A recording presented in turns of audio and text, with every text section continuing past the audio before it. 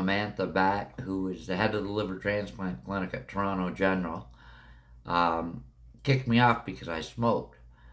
And I kind of, well, whatever, doesn't matter. And this is where the divine intervention kicks in. For some reason, the end of October, I decided to quit smoking. And I quit for November, but I left a pack of 18 smokes on the seat of the car.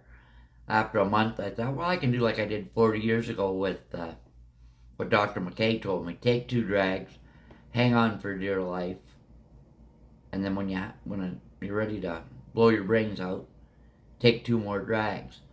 So I did that, and then I moved from my trailer over to another spot for the winter, and across the street was a place in Midland that sold the cheapest smokes in town.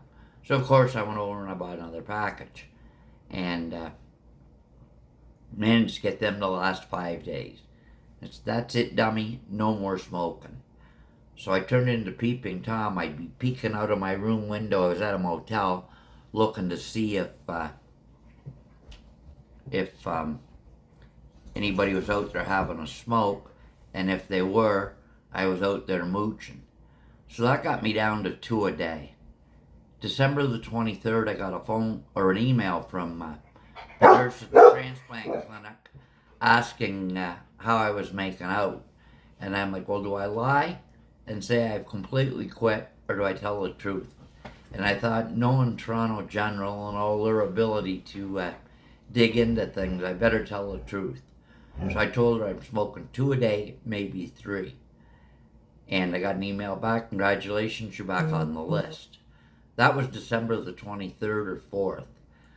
January the 8th, my phone started ringing, and I got a message from somebody who wanted me to write him a letter, and ignored all of the above. At 5 o'clock, Pete, my ex-business partner, comes knocking on the door and says, are you feeling lucky? Not particularly, not living in this dump. He said, well, you need to call Toronto General. And I'm like, oh yeah, here we go. I gotta go down there again for another CAT scan or more blood work or something. And I called, Mr. Thompson, we have a liver and you're the backup person. How fast can you get here? So I managed to get down there. It was funny, I couldn't get a ride. I don't know hardly anybody in Midland. Couldn't find anybody to give me a ride. A fellow Garnet that used to come around the boat quite a bit. And anyway, talked him into giving me a ride, and he wasn't too excited about it. And then Frank, who owned the restaurant next door to my office, called and said, what are you doing? I said, I'm trying to get a ride to Toronto.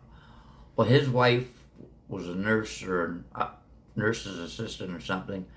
She knew a lady that did medical and airport transport. Called Kathy. Kathy said, I'll be right there.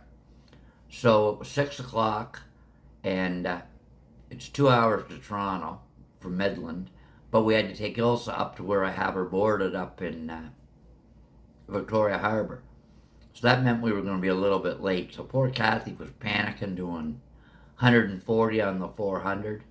I got to the counter at 8:26. They practically grab you by the collar and drag you into a room, send you for an EKG, do an exam.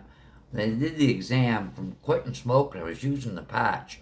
So from here to my elbows, I was allergic to the glue.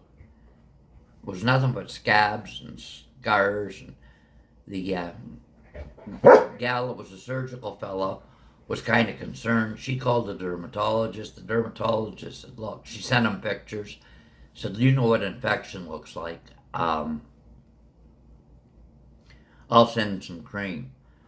So at that point, it's about 11 o'clock or 1 o'clock in the morning, and I'm in this little room thinking I've spent this money to come down here all for naught.